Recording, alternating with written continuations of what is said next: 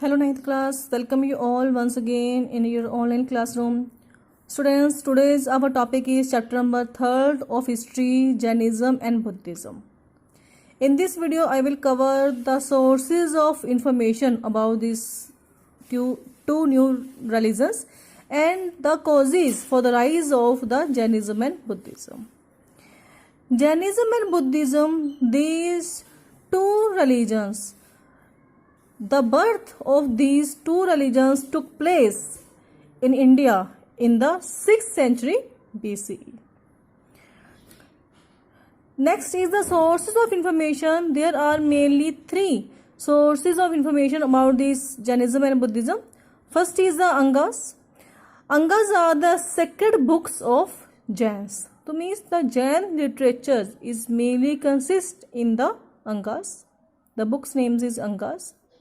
Second is Tripitakas. Tripitakas, Buddhist scriptures. Buddhist scriptures is given in the Tripitakas. Last is the Jatakas. Jatakas deals with the stories of Lord Buddha. These are the main three sources of information about Jainism and Buddhism. Firstly, the Angas, it tells us the information about the Jain religion. Second and third, the Tripitakas and Jatakas, they both tell us about the Buddhism. First of all, I will tell you about the Angas. Angas are the major portion of the Jain literature. तो ये Jain literature की major portion है and they are composed in the Prakrit language. Prakrit language actually it was a common language of the man in the areas of like Bihar, Bengal, Uttar Pradesh, like in this area, it was a main language of the people. Prakrit and Pali, these two languages were there of the common people in the our you can say northeast India. Then major portion of the and so the Angas are the major portion of the Jain literature, and it composed in the Prakrit language. The teachings of the Tirthankaras were compiled in the 12 Angas. So mainly there are 12 Angas. Tirthankaras actually students जो spiritual head हैं, the spiritual heads of the Jains, of the Jainism religion, they are called the Tirthankaras, and there were mainly 24 Tirthankaras in the Jainism. 24 total Tirthankaras were there. And the teachings of जो कि spiritual head थे and teachings of these Tirthankaras were compiled in the 12 Angas. And these Angas were written down in the 5th century AD.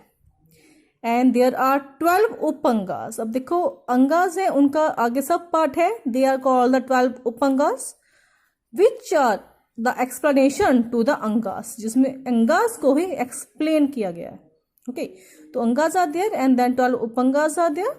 So these are about the Angas. Next is the Tripitakas. Next is the Tripitakas. These were composed between 500 BCE to 100 BCE. So these Tripitakas were composed between the time period of 500 BCE to 100 BCE. And these are the most important religious literature of the Buddhist. The Buddhist जो religion है उसका ये literature का main part है Tripitakas, and it consists of 3 baskets. देखो इसमें 3 baskets है, means 3 volumes of books are there in the Tripitakas. First is the Vinay Pitak, second is Sutta Pitak, and third is the Abhidhamma Pitak. Next is the meaning of Vinay Pitak. It contains rules and regulations framed for the guidance of those who belong to monastic order. तो means Vinaya Pitaka में rules और regulations हैं उन लोगों के लिए जो कि मोनेस्टिक ऑर्डर से बिलोंग करते हैं.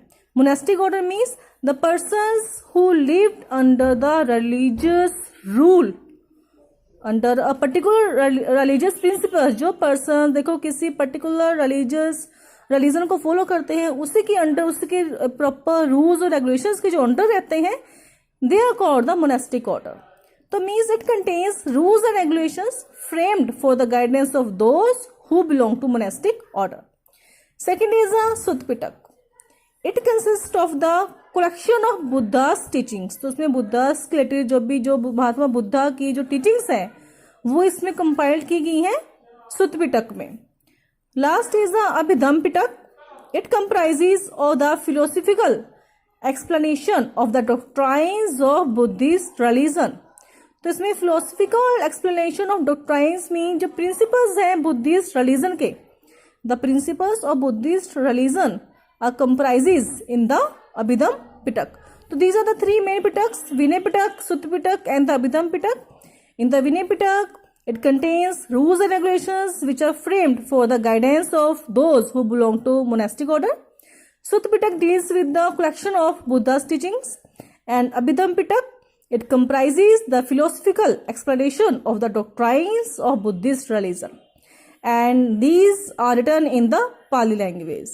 Students, जो Jain literature है, it was written in Prakrit language, and the Buddhist literature was written in the Pali language.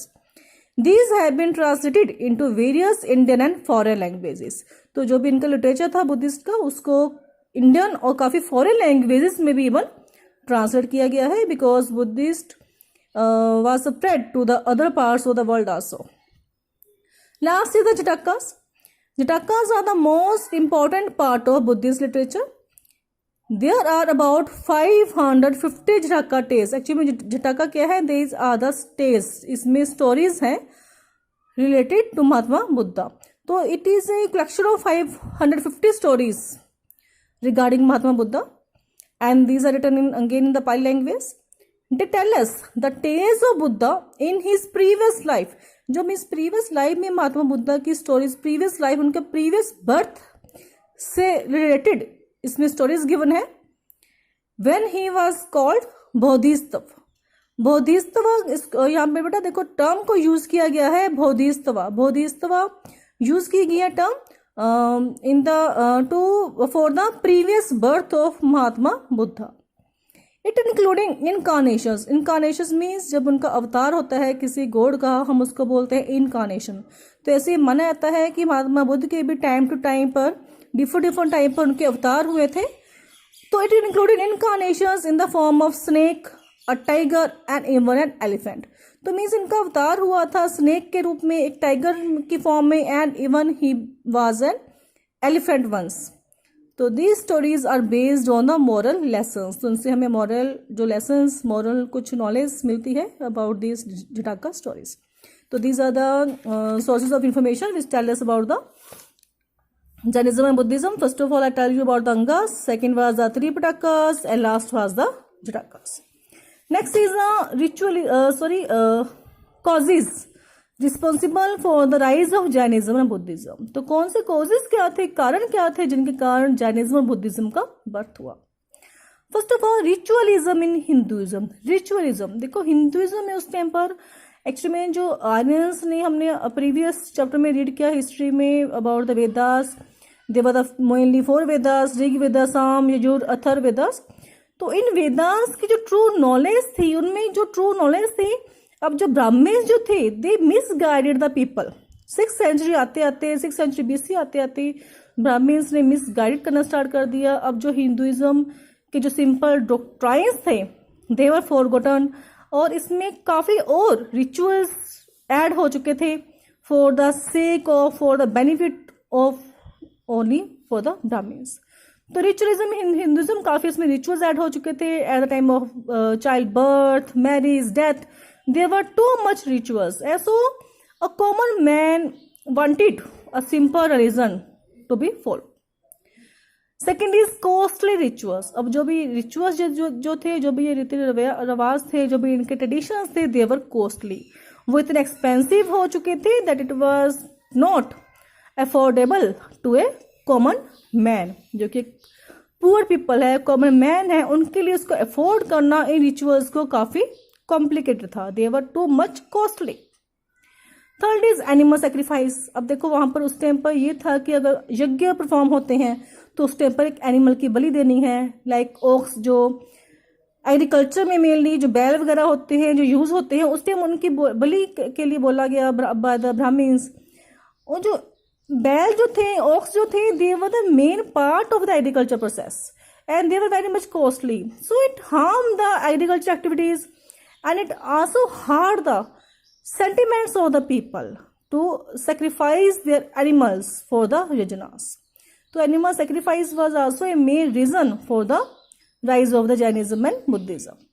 Supremacy of the Brahman priest. अभी मैंने बताया आपको, जो ब्राह्मण जो थे, they become powerful, they misguided the people. Even they और इसमें अब rigid caste system जो था वो rigid हो चुका था. Means if a child take birth in the Brahman family, then he also become a Brahman. चाहे वो scholar है, चाहे वो capable है, ब्राह्मण बनने के लिए नहीं है, ठीक है. चाहे वो एक स्कॉलर है, उसको नॉलेज है वेदास की, उपनिषद की, that is not means if he took place birth in the Brahmin family, he become a Brahmin. Next was the difficult language. अब जो लैंग्वेज जो थी of the Vedas, of the Upanishad, जिसमें ट्रू नॉलेज गिवन थी हिंदुज्म की, it was in the Sanskrit language. तो संस्कृत जो language थी, it was difficult to understand for a illiterate persons. तो उस टाइम जो इलिटरेट अगर कोई मैन था, पर्सन था, उसके लिए उस चीज को समझना, उसके डॉक्ट्राइन्स को अंडरस्टैंड करना, it was very difficult. So they want a religion in the simple language. Last is the caste system. अब देखो कास्ट सिस्टम मेनली जो वेदास के टाइम पर, in the early Vedic period, जो caste system was not there. Actually the society was divided into 4 varnas, that was the Brahman, Kshatriya, Shudras and the Vaishyas, and the society was divided on the basis of occupation. But later वैदिक as आते आते जो caste system था वो क्या हो चुका था, इट वाज रिजिड. तो जो जिस कास्ट में बर्थ लेगा वो उसी कास्ट से बिलोंग करेगा. अब ये था कि जहां पर जो ये शूद्रास जो थे, they were mistreated by the high caste people. Even they were not allowed to take the to go to the temples, to take the water from the wells, and they had no right for the education. तो इस वजह से caste system prevails था. So these are the main reasons for which a common man wanted a simple religion which is easy to understand and which will easy to be followed. So in these circumstances, 2 new religions took place, that is the Jainism and Buddhism. In the next video, I will tell you about in detail the Jainism. This is all about today. Have a nice day. Goodbye all of you.